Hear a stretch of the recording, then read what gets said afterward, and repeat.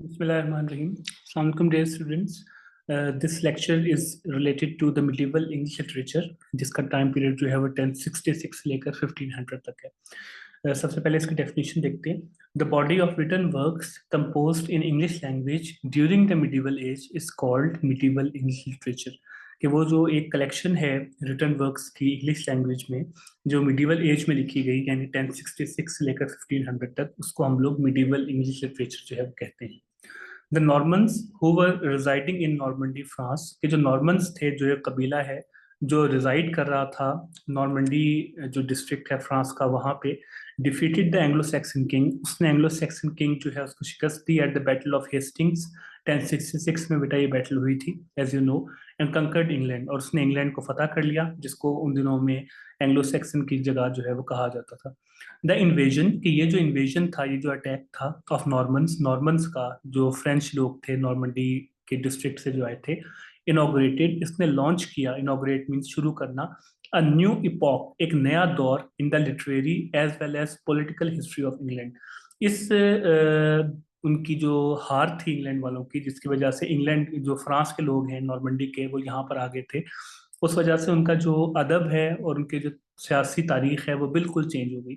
The Anglo Saxon authors were as suddenly displaced, के जो Anglo Saxon authors थे, England के जो ओरिजिनल ऑथर थे, उनको इतना फौरी तौर पे हटा दिया गया एज देयर किंग, जिस तरह से उनके किंग को हटाया गया।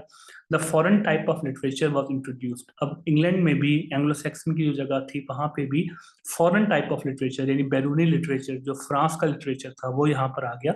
The Normans not only brought with them soldiers, के नॉर्मन्स ना सिर्फ अपने साथ फौजी लेके आए, बट ऑल्सो इम्पोर्टेड स्कॉलर्स, बल्कि वो अपने साथ स्कॉलर्स को, राइटर्स को भी लेके आए, टू रिवाइव नॉलेज, ताकि वो अपने नॉलेज को दोबारा से रिवाइव कर सके, रिफ्रेश कर सके।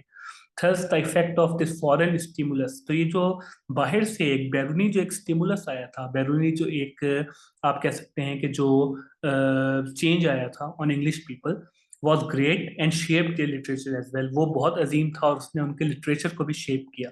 जाहिर है बेटा, जब भी बाहर से फॉरेन इन्वेजन होगी और बाहर के जो लिटरेचर है वो आप पे इम्पोज कर दिया जाएगा, तो यकीनन आपका लिटरेचर भी किसी हद तक जो है वो चेंज होगा obviously. Clergy and nobles of England at that time preferred Latin, उस वक्त जो इंग्लैंड के जो लोग थे, बाद में तो फ्रेंच लोगों का कब्जा हो गया इन पे, नॉर्मंडी के लोगों का, लेकिन जो यहाँ की क्लर्जी थी, जो रिलीजियस पीपल थे, जो यहाँ के नेक लोग थे, नोबल्स, जो आप कह सकते हो कि एलीट क्लास के लोग थे, वो लैटिन को प्रेफर करते थे, वो तरजीह देते थे लैटिन लैंग्वेज को। The rulers preferred French, rulers जो थे, जाहिर है जो फ्रांस नॉर्मंडी से आए थे, उन्होंने अपनी लैंग्वेज को प्रेफर किया, फ्रेंच को। And English was widely disregarded, और इंग्लिश लैंग्वेज की बहुत ज़्यादा डिसरिगार्ड किया गया, उसको, उसकी बहुत ज़्यादा आप कह सकते हो कि उसको इज्जत नहीं दी गई। डिस्पाइट दैट, इसके बावजूद, a few works were compose in English too, English में भी कुछ वर्क्स लिखे गए, but there echo wasn't as great as that of Latin and French ones, लेकिन उसकी जो गूंज थी, इंग्लिश वर्क्स का जो इम्पैक्ट था, वो इतना अजीम नहीं था जितना लैटिन और फ्रेंच का। मैंने उस दौर में लैटिन और फ्रेंच को, जैसे आज हम लोग इंग्लिश को इंपॉर्टेंस देते हैं, उस दौर में लैटिन और फ्रेंच लैंग्वेजेस को इंपॉर्टेंस दी जाती थी। और फ्रेंच लैंग्वेज रूलर्स की, जो नॉर्मंडी फ्रांस के लोग जिन्होंने इंग्लैंड को फतह किया था, और लैटिन इंग्लैंड के अपने लोग, जो हाई क्लास के लोग थे या जो मजहबी लोग थे, वो इस्तेमाल करते थे। The medieval English literature can be classified into following categories, अगर आप मिडिवल इंग्लिश लिटरेचर देखोगे तो इनको हम इस कैटेगरीज में डिवाइड कर सकते हैं। फर्स्ट ऑफ ऑल रोमांसेस और कोर्टली लव लिटरेचर, और आगे इसकी दो सब कैटेगरीज हैं। मैटर ऑफ फ्रांस, जिसमें बाहर से आने वाले लोगों ने, जो फ्रांस के लोग थे नॉर्मंडी के, उन्होंने लिखा था। And then matter of Britain, जो ब्रिटेन के, इंग्लैंड के लोग थे। Then we have miracle and mystery play, then we have morality play, then we have poetry. So we will start with romances. The most popular form of literature at that time was the romances. उस दौर का जो सबसे popular form of literature था वो romances थे, जो in sense के दरबारी, जो एक कोर्टली लव या दरबारी जो मोहब्बत की दास्तानें वो लिखी जाती थी, जो नॉर्मली दरबार में रहने वाली जो नोबल खवातीन हैं उनकी, और जो नाइट्स हैं, जो लड़ने वाले जंगजू थे, उनके दरमियान जो एक लव अफेयर्स थे, जिसमें फिजिकल लव उतना शामिल नहीं था जितना फ्लर्टेशियस लव था, कि flirtation and this and that, तो वो कैटेगरी इसमें है। जो कि हाई क्लास लोग इस तरह के थे, तो इस तरह का लिटरेचर उन्होंने प्रोड्यूस किया. These romances are notable for their stories rather than their poetry. Normally ये रोमांसेस पोइट्री की फॉर्म में थे कि उनकी पोइट्री इतनी अच्छी नहीं थी, लोग उसको उनकी पोइट्री की वजह से नहीं, उनकी स्टोरीज की वजह से याद रखते हैं. They furnish the chief mental recreation of the time. उन्होंने फर्निश का मतलब प्रोवाइड करना. इन रोमांसेस ने प्रोवाइड की जो मेन मेंटल रिक्रिएशन थी, जो मेन उस दौर का जो एक इंजॉय करने वाली चीज थी for great body of people, बहुत सारे लोगों के लिए. The form was borrowed from Latin and French sources. ये जो फॉर्म है रोमांसेस या पोएट्री लव लिटरेचर, ये फ्रांस या लैटिन के सोर्सेज से उधार ली गई थी, मीन्स वहां से लोगों ने सीखी थी. They were written mostly about the kings, queens, knights and soldiers. ये आमतौर पर बादशाहों, मलकाओं, जंगजू होते हैं जो सोल्जर्स, उनके बारे में लिखी जाती थी. एज पीपल आइडियलाइज वॉर, क्योंकि लोग जो हैं वो आइडियलाइज करते थे वॉर्स को, जंगों को, एंड शिवरली और बहादुरी को एट दैट टाइम, उस वक्त. Hence the matter of most of the works revolve around them. इसलिए ज्यादातर पोइट्री इसी चीजों के बारे में, जंग के बारे में, सोल्जर्स के बारे में, उनकी बहादुरी के बारे में, इस तरह से लिखा जाता था. इसकी सब category metro of France. Metro of France encompasses all the romances written about King Charles, also known as Charlemagne, and his 12 noble peers. Metro of France जो है बेटा, ये फ्रेंच लैंग्वेज में लिखा गया. फ्रांस नॉर्मंडी से आने वाले लोग जो हैं उन्होंने लिखा था, और ये रोमांसेस उन्होंने लिखे थे. अपना एक पुराना बादशाह था उनका 7वीं 8वीं सदी का, किंग चार्ल्स, या उसको शार्लमेन भी वो लोग कहते हैं, उसके बारे में. और उसके उसके साथ 12 उसके नोबल जो एक पियर्स होते थे, नवाब होते थे, उनके बारे में. He was the king of western Europe and France in 7th and 8th century, जो अभी हमने डिस्कस किया. Along with discussing the chivalrous deeds and courtly love of Charlemagne and the peers. इस रोमांसेस में जो बहादुरी वाले जो काम थे या कोर्टली लव था शार्लमेन और उसके पियर्स का, वो तो डिस्कस किया ही गया था. The matter of France also trace the history of French people. लेकिन इसमें कहीं ना कहीं जो फ्रांस के लोगों की तारीख है उसके ऊपर भी बात की गई. It was popular among the ruling and elite class who chiefly drive their recreation from it. और ये जो मैटर ऑफ फ्रांस है, ऑब्वियसली बेटा it was written in French language, जो एलीट क्लास की या रूलर्स की लैंग्वेज थी, तो वहीं पर ये जो पोइट्री थी मैटर ऑफ फ्रांस की, वो मशहूर थी. Then Matter of Britain. Matter of France cast effect on English people and writer as well. Matter of France जो है उसका असर इंग्लिश पीपल पे और उनके जो राइटर्स हैं उन पे पड़ा. And they started writing on the similar pattern. उन्होंने इसी तरह से, जिस तरह से फ्रेंच लोग लिख रहे थे, उस तरह से उन्होंने लिखना शुरू किया, जिस तरह हमने डिस्कस किया था कि फ्रांस के लोगों के आने की वजह से यहाँ का लिटरेचर काफी तब्दील हुआ था. They trace the life, history, wars, chivalrous deeds and courtly love of Anglo-Saxon King Arthur and his 150 round table knights. लेकिन जाहिर है जो उन्होंने, जो फ्रांस के लोग हैं, उन्होंने किंग चार्ल्स या शार्लमेन जिसको कहते हैं उनके बारे में लिखा था, लेकिन वो इन लोगों का किंग नहीं था. तो इन्होंने 5वीं सदी से अपना एक किंग ढूंढा, whose name was king Arthur, और उसके साथ उसके 150 राउंड टेबल नाइट्स होते थे, तो उन लोगों ने उसके बारे में लिखना शुरू किया. The most popular among them was sir गुवेन the Green night. उन सारे वॉरियर्स में से 150 में से सबसे मशहूर जो है वो सर गवेन, जिसको द ग्रीन नाइट भी कहा जाता था. One among them is Sir Gawain and the Green Knight, that is one of the great Arthurian romances. उन्हीं स्टोरीज में से एक जो है उसका नाम Sir Gawain and the Green Knight है, जो आर्थरियन रोमांस है, जो मैटर ऑफ ब्रिटेन है उनमें से टॉप का एक रोमांस है. एन एपिक पोइम, एक बड़ी लंबी पोइम है ये, in which the noble Sir Gawain pledge the beheading game with a mystery knight, जिसमें सर गवेन जो कि एक राउंड टेबल नाइट्स में से एक था किंग आर्थर के, उसने बिहाइडिंग गेम यानी सर कलम करने वाली गेम खेली थी एक और नाइट के साथ, जंगजू के साथ. Seconding him on course for a grand quest in which his virtues are sorely tested. और उसके इस सफर में उसके सामने एक बहुत बड़ी जो तलाश है वो भी रख दी गई थी, और इस जो सफर उसने पूरा किया था उसमें उसकी वर्चूज को, उसकी नेकियों को भी बहुत ज्यादा टेस्ट किया गया. Matter of Britain explore the history of Anglo Saxon tribes. और मैटर ऑफ ब्रिटेन में आपको एंग्लो सैक्सन ट्राइब्स जो है कबीले, उनकी हिस्ट्री भी उसको मतलब वो भी कहीं ना कहीं आपको नजर आती है.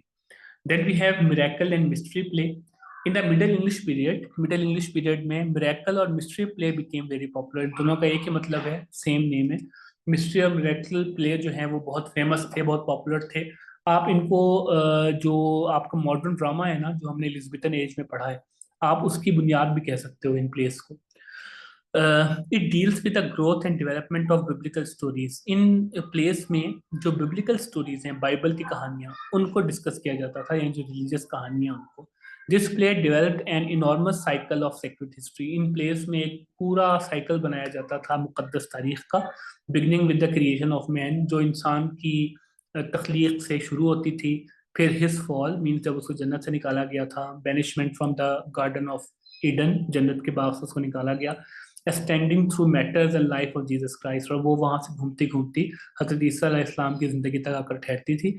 And the summoning on the day of judgement, और उसमें कहीं ना कहीं जो क़यामत के दिन बुलाने की जो डिस्कशन है वो भी होती थी। It started flourishing in the reign of Henry two, और किंग हेनरी टू के दौर में इस प्ले ने फ्लरिश करना शुरू किया था। तो ये थोड़ा सा रिलीजियस जो बैकग्राउंड का प्ले था, जिसमें रिलीजियस चीजें जो है डिस्कस की जाती थी। इसके साथ एक और था morality play, another form of drama that flourish in the middle edges. एक और तरह का ड्रामा जो मिडल एजेस में फ्लरिश कर रहा था वाज द मोरालिटी प्ले। वो मोरालिटी प्ले था अखलाकियात वाला। In these plays the uniform theme is the struggle between the powers of good and evil for the mastery of soul of man. एक uniform theme था, यानी एक ही theme था इन सारी स्टोरीज का, that was the struggle between good and evil. अच्छे और बुरे लोगों के दरमियान जो मतलब कि एक कोशिश चल रही होती है, उससे रिलेटेड ये था। For the mastery of the soul of man, और वो इसलिए कि इंसान जो थे उस दौर के, उनकी जो रूह है उसकी बेहतरी हो सके, लोग अच्छे अखलाक सीख सकें। The characters were abstract virtues and vices. जो करेक्टर्स थे उसमें वो ख्याली जो हमारी नेकियां या बुराइयां हैं, ठीक है, उनको पोर्ट्रे किया गया स्टेज पे। यानी फॉर एग्जांपल एक एक्टर जो है वो अच्छाई बन के आ रहा है, एक एक्टर बुराई बन के आ रहा है, एक एक्टर जो है वो लालच बन के आ रहा है, इस तरीके से उनको प्रेजेंट किया जाता था। each acting and speaking in accordance with his name, and the plot was built upon their contrast। और हर जो एक्टर है, चाहे वो नेकी बन के आया हो, बुराई बन के आया हो, वो अपने नेम के मुताबिक जो है वो बातचीत करता था, वैसे ही बोलता था। और plot was built upon their contrast and influences of human nature. और प्लॉट जो था, स्टोरी उसमें बताया जाता था कि इन अच्छाइयों का या बुराइयों का इंसान के ऊपर क्या असर होता है, with the intent to teach morality. और मकसद एक ही होता था कि मोरालिटी जो है, अखलाकियात सिखाई जाए। Allegory is the distinguish mark of moral place. Allegory इसमें शामिल थी। मोरालिटी प्ले एलेगरी हमने पहले भी डिस्कस किया था, जिसमें आप जो नॉन लिविंग थिंग है उनको कैरेक्टर बना के पेश करते हो। Morality play attempts to encompass the whole experience of man's life and the temptations he faces। Morality play में जितने भी इंसान का एक्सपीरियंस है जिंदगी का, और जो टेम्पटेशंस वो फेस करता है, जो उसके रास्ते में तरकीबात आती हैं जिसकी तरफ वो जा सकता है, उनको डिस्कस किया जाता था। After that we have poetry. तीन पोइट हमारे पास मेन हैं। Number one, William Langland. One of the greatest poets of middle ages was William Langland. He had decided views on religious and social questions. उसके जो views थे religion से मुतालिक या सोसाइटी से मुतालिक, वो बहुत क्लियर थे। The feudal system was his ideal. जागीरदाराना निज़ाम जो होता है उसको वो आइडियल समझता था। He desired no change in the institution of his days.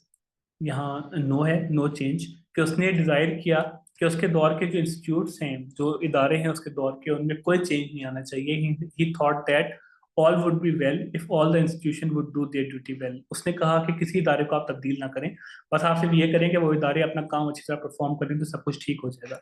He wrote allegories to teach people morality. इसने मोरालिटी प्लेस लिखे थे, लोगों को मोरालिटी सिखाने की कोशिश की थी।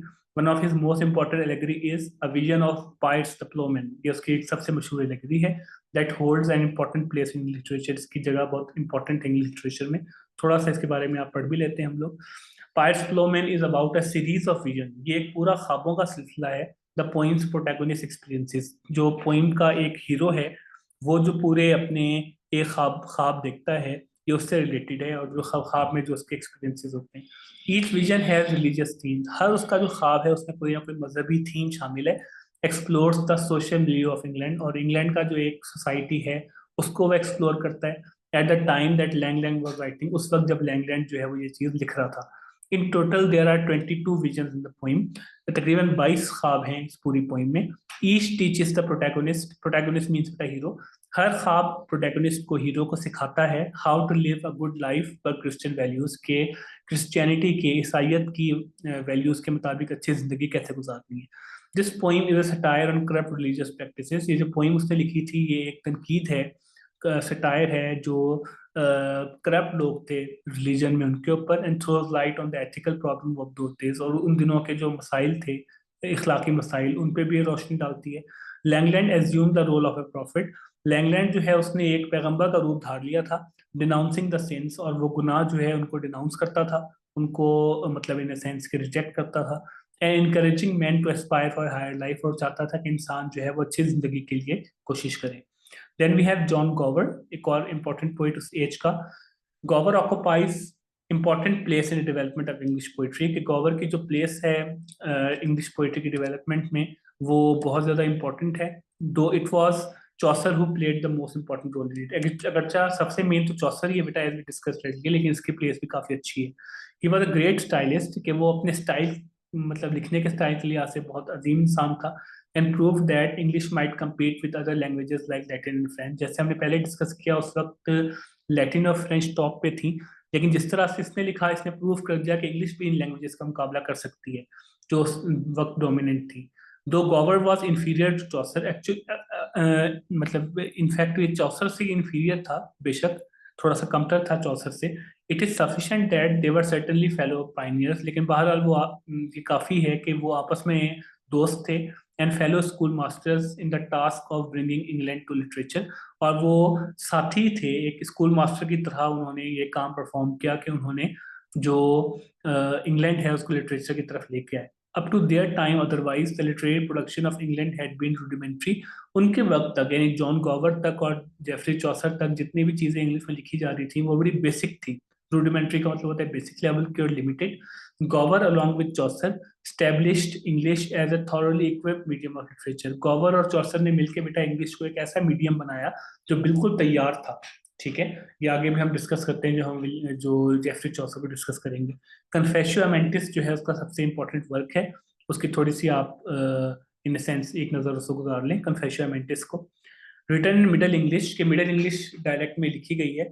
The Confessio Amantis is a long poem, 33,000 line इसमें है, and as the name implies, जहां तक इसका नेम का ताल्लुक है, the poem details the confession of Amans the lover, के पोइम जो है उसमें कन्फेशंस बताई गई हैं, जो आप एक बात एडमिट करते हो, एक लवर था उसने अपनी जो गलतियां हैं उनको एडमिट करना शुरू किया। He confesses his sins against love to the chaplain of Venus, कि उसने अपने सारे गुनाह जो हैं उनको एक्सेप्ट किया था against love to the chaplain of Venus, जो वहाँ के जो मतलब कि जो जिस तरह बेटा एक रिवाज था कि आप चर्च के सामने पेश होके अपना सब कुछ कन्फेस करते थे तो आपको माफी मिल जाती थी, तो वहां से उसने मतलब कि चर्च के सामने पेश होकर अपने सारे गुनाहों को कबूल किया। A chaplain is a member of a religious order, ये चैपलिन ऑफ वेनिस जो है इसमें चैपलिन उन्होंने बताया कि एक मेंबर होता है रिलीजियस ऑर्डर का मजहबी लिहाज से, सिमिलर टू प्रीस्ट, जो बिल्कुल एक पादरी की तरह ही होता है। It is an encyclopedia of the art of love and vanities of modern time, अगर आप कन्फेशियो मेंटिस को मतलब the confession of A lover बनता है उसको आप देखो तो इसमें मोहब्बत का जो आर्ट है वो सिखाया गया है, और जो मॉडर्न डेज की मॉडर्न टाइम की जो वेनिटीज हैं जो शो ऑफ हैं उनके बारे में बात की गई है। लास्टली बेटा वी हैव जेफरी चौसर, सबसे इंपॉर्टेंट पॉइंट है, इसको हम फादर ऑफ इंग्लिश पोइट्री भी कहते हैं। तो Chaucer is rightly called the father of English poetry. Chaucer made a fresh beginning in the English literature, इसके सर क्रेडिट ये है कि इसने एक फ्रेश बिगिनिंग, एक नया दौर शुरू किया था इंग्लिश लिटरेचर में। He disregarded the old English tradition, उसने पुरानी इंग्लिश जो चलती आ रही थी पुरानी इंग्लिश उसको डिसरिगार्ड किया, उसको इस्तेमाल नहीं किया।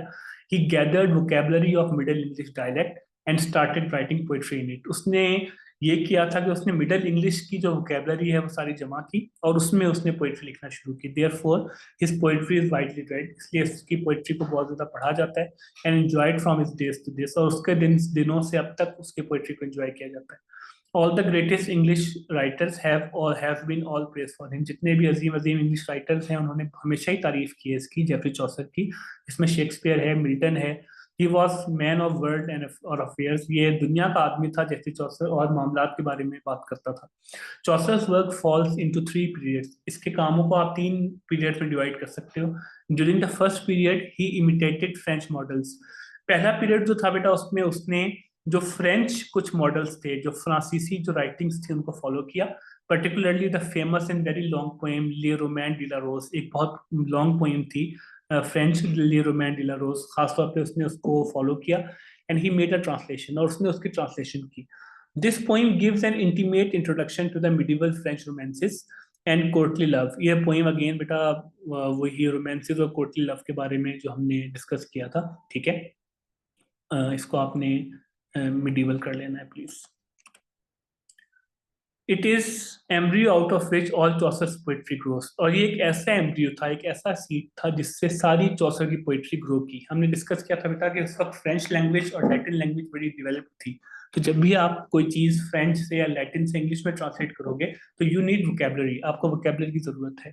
इसी चीज को ध्यान में रखते हुए जो चौसर है उसने पहले फ्रेंच वर्क्स ट्रांसलेट किए थे, फिर लैटिन वर्क्स ट्रांसलेट किए थे, ताकि उसके पास बहुत सारी वोकेबलरी जमा हो जाए जब वो इंग्लिश में लिखना शुरू करे तो। ठीक है, सबसे पहले पीरियड में उसने फ्रेंच मॉडल्स को फॉलो किया। The poems of second period shows the influence of Italian literature, especially of Dante's Divine Comedy।